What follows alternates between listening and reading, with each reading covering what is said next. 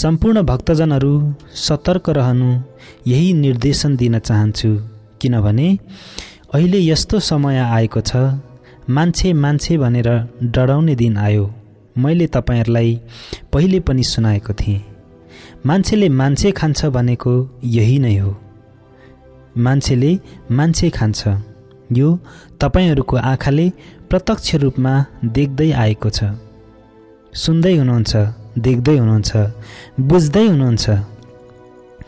तपाईहरुलाई पनि आपत्ति हुँदै आएको छ। यस बेला हामीलाई बचाउने मित्र भनेको माग मात्र हो। मागले हामीलाई सहयोग गर्छ। तपाईले यो कुरालाई राम्रो ख्याल गर्नु। अब हामीमा त्यसो भयो भने मात्र पनि हामीमा ज्ञान आउँछ, चेतना आउँछ। यसरी हल्लियो भने मात्र पनि हामी बुद्धि विवेकी हुन्छौं। यहाँ त अब देश हल्लिन्छ, मुलुक हल्लिन्छ, जिल्ला हल्लिन्छ। यसको संकेतको रूपमा अहिले राष्ट्र हल्लिएको छ। सबै जनता हल्लिएका छन्। यो पनि एउटा ज्ञानको बाटो हो। त्यो हुँदा मात्र मान्छे चङ्खो हुँदै जान्छ। त्यसैकारण मैले तपाईहरुलाई पहिले नै भनेको छु, अब देशमा शान्ति हुँदैन, आगो नै आगो उठ्छ भनेको छु। एकले अर्कालाई चिल्छ, एकले अर्कामा चिलाचिल गर्छन्, त्यसबाट मारामार नै हुन्छ, नरसंहार हुन्छ। हाम्रो लक्ष्य चाहिँ नरसंहार गर्ने होइन। हामी शान्तिको पक्षधर हौं। हामी जहिले पनि शान्तिको पक्षमा उभिनुपर्छ। मान्छेले मान्छेलाई किन मार्ने? किन मागले यति राम्रो सृष्टि गरिदिएको ज्ञान, विवेक, सिद्धि शक्तिलाई नराम्रो बाटोमा हाल्ने? तपाईहरुलाई बाटो नभुली सत्यको बाटोमा हिँड्नुपर्छ भनेर बेला बेलामा तपाईहरुले चिन्तन मनन गर्नु। अनेक थरी हुन्छ। संसार भनेको त अनेक हुन्छ। नेपालीहरू अहिले 2.5 करोड भएका छन्। आफ्नै लड्न थाल्यो। अब के भन्ने र? अब यहाँनिर एउटा समस्या आउने देखिन्छ। अब हाम्रो मुलुकमा अन्तर्राष्ट्रिय आक्रमण हुने बेर छैन। यस्तो स्थिति भइसकेको छ। त्यति बेला शान्ति गर्ने त हाम्रो धर्म मात्र हुन्छ। मैले धर्मको नियमलाई पक्रेर जहिले पनि शान्तिप्रति हामी बल गर्नुपर्छ। यहाँ कसैले केही पनि देख्दैन भनेर तपाईहरुलाई त सुनाइसकेको छु। एउटा शान्तिले मात्र हाम्रो मुलुक, देश, जुन चाहिँ संसारको मानव जगत शान्तिले मात्र बाँच्न सक्छ र अरू कुराले बाँच्न सक्दैन। यति बेला हामी सबै अप्ठ्यारो चपेटामा परिरहेका छौं। यो चपेटाबाट पार हुनलाई हामी शान्तिको पक्षमा उभिएर प्रतिवाद गर्नुपर्छ। हाम्रो साथीलाई नकार्न, त्यसरी जान हुँदैन भनेर सल्लाह दिनुपर्छ। उनीहरूलाई सल्लाह सुझाव दिनुपर्छ। हाम्रो बाटो चाहिँ यो हो। अब त्यति मात्र कहाँ हो र? यहाँ विभिन्न प्रकारका रोगहरू उब्जिन्छन्। जो मुलुकमा अनेक झगडा भएपछि नयाँ नयाँ खालका रोगहरू उब्जिन्छन्। त्यसले नराम्रै असर गर्छ। यस्तै यस्तै किसिमका विभिन्न किसिम हुन्छन्। त्यसकारण हामी सबैले कुराहरू चिन्तन मनन गरेर अगाडि बढ्नुपर्छ। शान्तिको कामना गरेर मागसँग अथवा ईश्वरसँग शक्ति माग्दै अगाडि बढ्नुपर्छ। यही नै तपाईहरुलाई मेरो अनुरोध छ। मान्छेहरूले के पो गर्न जान्दैनन् र? के पो भन्दैनन् र? उल्टा पाल्टी, उल्टो सुल्टो अनेक भन्छन् मान्छेहरूले। मान्छेहरूको आयु छोटिँदै गइरहेको हुनाले जे पनि भन्छन्। मान्छेमा आयु छोटिएको छ। त्यसैले मान्छेमा घमण्ड, क्रोध, अहंकार, अपराध बढेको छ। त्यसलाई शान्ति गर्न त धार्मिक ज्ञान चाहिन्छ, धर्म चाहिन्छ। तपाईहरुलाई उदाहरण के दिन्छु भने, आगो बलेर आगो लाग्यो भने पानीले मात्र शान्ति गराउँछ। संसारका मान्छेहरूको आत्मा बलेर नराम्रो बाटोमा जानु भनेको आगोको स्वरूप हो। त्यो स्वरूपलाई चाहिँ धार्मिक ज्ञान, विवेक र शान्तिले मात्र निभाउँछ। यो कुरा तपाईहरुलाई सुनाइराख्नु, चङ्खु बन्नु, चतुर बन्नु। मान्छे भनेको सबै 9 ग्रह मुनि हुन्छ। मान्छेको त आयु हुन्छ। मान्छे त कति दिन पो बाँच्छ र? एकछिन यसो गर्छु, उसो गर्छु, हाहा हो गर्छु भन्दा भन्दै एक दिन त हामी मरेर जानुपर्छ। त मारेर जाँदा पनि धर्म नै चाहिन्छ। आखिरमा त शान्ति नै चाहिन्छ। बदमासी काममा लागेर हिँड्ने बदमासलाई पनि एक दिन शान्ति नै चाहिन्छ। तिनीहरू पनि जाँदा जाँदा एक दिन गल्छन्।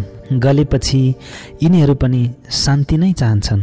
त्यसकारण नरसंहार भनेको पहिला पहिला पनि यस्तै यस्तै हुँदै आएको छ। मान्छेहरू परे, लडे, मारामार गरे, यसो गरेर समाप्त पनि हुँदै आएका छन्। यो क्रम फेरि अहिलेको समयमा पनि भनौँ, अहिलेको युगमा पनि यस्तै देखा पर्न थालेको छ। हामीलाई संसारमा बचाउने भनेको एउटा धर्म मात्र हो। हामीमा महागुरु फाल्गुनन्दको दर्शन छ, त्यसलाई पक्रेर छोड्नु हुँदैन। यो कुरामा चाहिँ तपाईँ हामी कटिबद्ध भएर लाग्नुपर्छ। आजलाई म के भन्छु भन्दाखेरि तपाईँहरूले एउटा संयुक्त समिति गठन गर्नुपर्छ। संयुक्त समिति गठन गरेर महागुरु फाल्गुनन्द मोहिङगुम अंशिमाङ फाल्गुनन्दको 120औं जन्म जयन्ती भव्यताका साथ सम्पन्न गर्ने काम गर्नुपर्छ। अब महागुरु फाल्गुनन्दको जन्म जयन्तीको अवसरमा महागुरुको नाममा तपाईहरूले के गर्नु सक्नुहुन्छ? उहाँको नाममा तपाईहरूले चिया बाँड्न सक्नुहुन्छ, फलफुल बाँड्न सक्नुहुन्छ, आफ्नो गच्छे अनुसारको आफ्नो धर्मको नाममा झण्डा लाउन सक्नुहुन्छ। तपाईहरूको गच्छे अनुसार महागुरु फाल्गुनन्दको नाममा प्रसाद बाँड्न सक्नुहुन्छ। किनभने योभन्दा अगाडि महागुरुको जन्म जयन्ती यस केन्द्रमा भव्य रूपले मानेका छैनौँ। हालसम्म काठमाडौँ लगायत अरू ठाउँमा मात्र मनाउँदै आएका छौँ। गाउँठाउँ विभिन्न ठाउँमा मानिराखेका छौँ। यो चोटि चाहिँ केन्द्रीय कार्यक्रम बनाई केन्द्रको रूपमा यस ठाउँलाई जन्म जयन्ती मनाउने हाम्रो विचार भएको हुनाले दुई संस्थाको संयुक्त आयोजनामा लाखौं जनमानसको बीचमा भव्य रूपले मनाउने हामीले सोच्यौं। यो मागले अवश्य पूरा गर्छ। महागुरु फाल्गुनन्दको आत्मशक्तिले अवश्य हामीलाई वचन दिन्छ र हामी यो काम पूरा गर्न सक्छौं। मलाई विश्वास लागेको छ, त्यसकारण अब हामी यसतर्फ लाग्नुपर्छ। अब समय आइसक्यो। असोजदेखि कार्तिक आइहाल्छ, भदौ त गइसक्यो भन्दा भयो। अब यस कार्यको तयारीमा हामी सबै लाग्नुपर्छ। अब हामीले शालिग अथवा मूर्ति राख्ने ठाउँ हेर्नुपर्छ। हामीलाई महागुरुको आत्माले अवश्य रक्षा र शान्ति प्रदान गर्छ भन्ने विश्वास लागेको छ। हामी अब एकदम बिस्तारै धैर्यताका साथ लागेर एक आपसमा सहयोग गर्नुपर्छ। पैसा भन्ने चिज त एकछिन हातमा हुन्छ, एकछिनमा गइहाल्छ, तर लगानी गर्ने ठाउँमा लगानी गरिराख्नुपर्छ। हामीले निर्माण गर्ने महागुरु फाल्गुनन्दको शालिग अथवा मूर्तिमाथि एउटा छत्र राख्नुपर्छ। त्यो छत्र बनाउने कालीगढ चाहिँ अलिक राम्रो खालको चाहिन्छ। त्यो बनाउनको लागि अलिक राम्रो गर्ने र पैसा बढी लाग्छ भन्ने लागेको छ मलाई। त्यस छत्रमा सुनको रङ दिनु पर्यो। त्यसो गर्दा निकै रकम लाग्छ होला। त्यसमा हामीले बुद्धि पुर्याएर बनाउनु पर्छ। अब यसरी भव्यताका साथ कार्यक्रम सम्पन्न गर्दा यहाँ हाम्रा भक्तजनहरू संसारको कुना कुनाबाट आउँछन्। आउँदाखेरि सुरक्षा व्यवस्थाको लागि सरकारसँग पनि गुहार माग्नुपर्छ। उद्घाटनका बारेमा सरकारलाई पनि निम्त्याउनुपर्छ। हामीले यी कुराहरूको बारेमा अग्रिम योजना बनाइराख्नुपर्छ। यो भनेको हाम्रो सिद्धि शक्तिको लागि हो। हेक्याङलक अनि माङ इग्वाहन हाङ इग्वाहन अर्थात् अनि मात्र पो हाम्रो देवत्वको ढोका उग्रिन्छ, राजत्वको ढोका उग्रिन्छ। खासमा भन्ने हो भने त माङ इग्वा हाङ इग्वाहममा याम्बक मेन्जोके आवाने मेम्बी अनिगा अर्थात् खासमा अहिलेसम्म देवत्वको ढोका, राजत्वको ढोका उग्रिएर सिद्धि शक्ति प्राप्त गर्ने काम त गरेको छैनौँ भन्दा हुन्छ हामीले त। अनिग आबुङ सिङलक अर्थ हामी त भेलिँदै मात्र पो छौँ त हौ। बल्ल बल्ल भेला हुँदाखेरि केले अलमलै राखेको छ, कलङ्कले अलमलै राखेको छ। त्यसो र पनि हामी भेलासम्म त भइराखेका छौँ। त्यसो त हामीले अहिलेसम्ममा धेरै पार गरिसकेका छौँ। किराँत धर्म तथा साहित्य उत्थान सङ्घले धेरै प्रगति गरेर ल्याए। त्यस संस्थाको अध्यक्ष पदमा निकै समयसम्म म स्वयं रहेर काम गरेको थिएँ। यहाँ माङ्गेना सेवाले पनि धेरै प्रगति गरेको छ। यहाँ वरिपरि बाटो खन्नेदेखि लिएर पहरा भत्काउनेदेखि लिएर सारा कामहरू गर्दै आएको छौँ। यो माङहिम परिसरमा जमिन खरिद गर्ने काममा धेरै प्रगति भएर आएको छ। यो हामी सबैको दिमागमा बस्नुपर्छ। यो हाम्रो हो भनेर जान्नुपर्छ। जे जति निर्माण गरिएका छन् त्यो आफ्नै हो भनेर भत्काउनु हुँदैन, बिगार्नु हुँदैन। हामीले जगेर्ना गर्न सक्नुपर्छ। हाम्रो समाजमा भनौँ कस्तो सोचाइ हुन्छ भने बनाउनुभन्दा बिगार्न मात्र जानेका हुन्छौँ, बनाएको चिजहरूलाई सम्हाल्न जान्दैनौँ। त्यसकारण अबदेखि जे कुरा सिकेका छौँ, बनाएका छौँ, ती कुराहरू सम्हाल्नु जान्नुपर्छ। अब त्यो बाटो वरिपरि जोडिन्छ, त्यहाँ रमाइलो हुन्छ। विदेशी पर्यटकहरू आउँछन्, रमिता हेर्छन्। रमिता हेर्ने ठाउँ हुन्छ, त्यसमा धेरै किसिमको हुन्छ।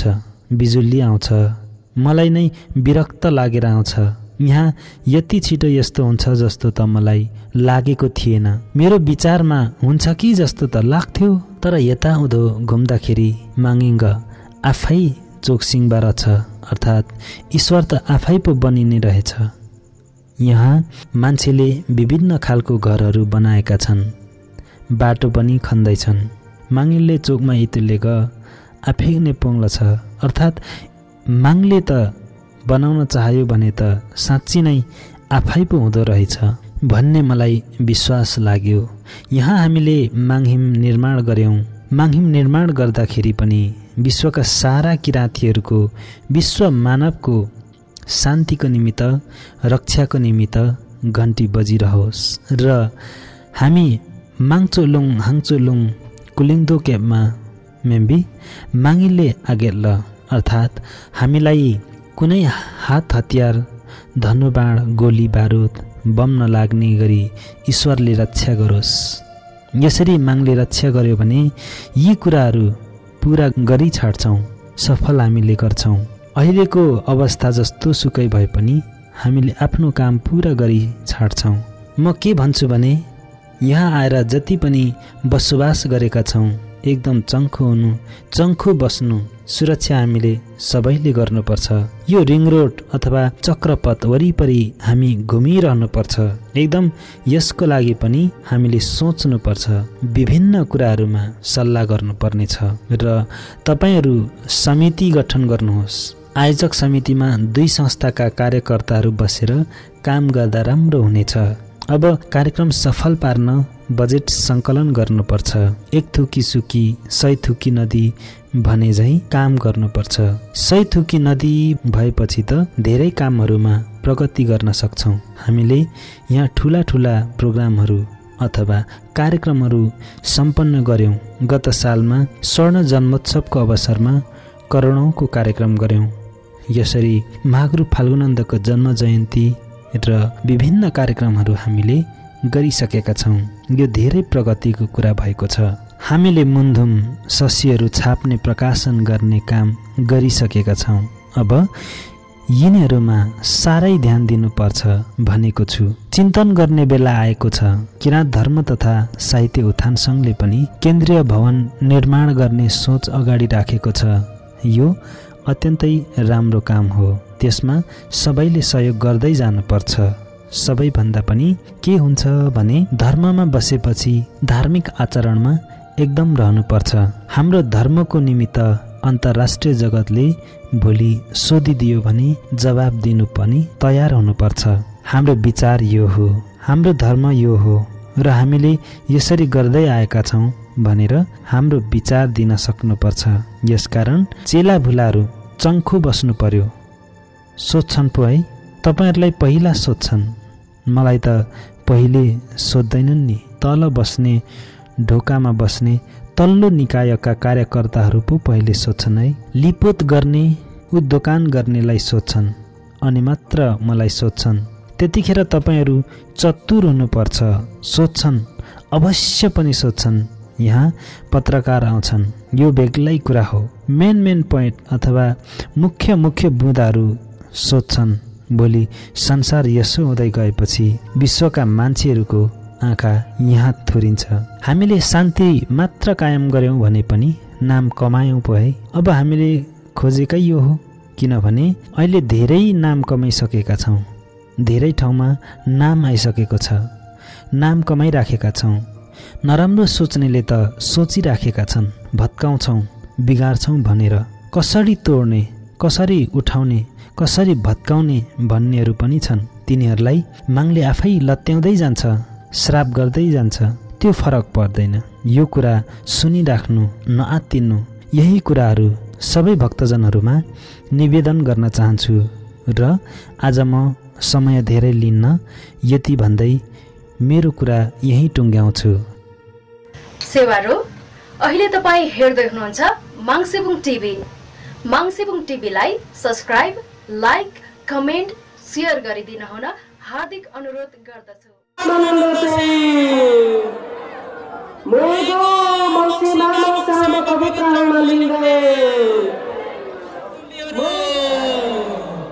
विश्व शान्ति तथा मानविकता, विश्व शान्ति तथा मानविकता, किरात धर्मको, किरात धर्मको, किरात संसम्यो।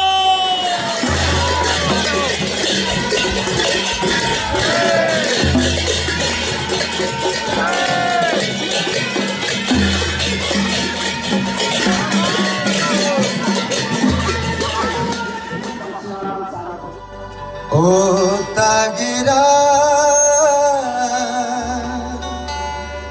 निवा